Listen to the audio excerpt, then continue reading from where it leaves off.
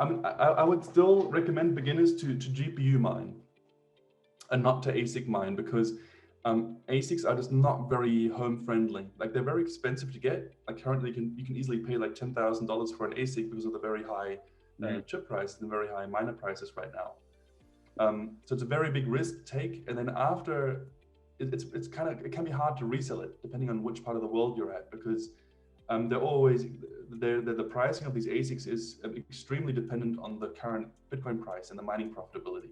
So if you're just experimenting and you know you're going to get something wrong sooner or later and so on, you probably don't want to have such a big risk. It's much better to just mine with a graphics card that actually has also uses outside of mining.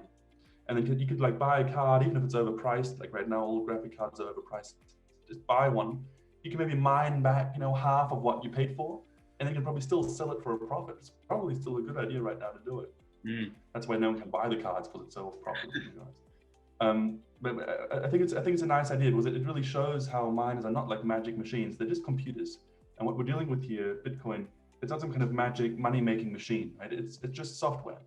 And if you're still experimenting and you're seeing how it's all connected and you want to mine your own coins and do some transactions with them and so on, that's great. That's really cool.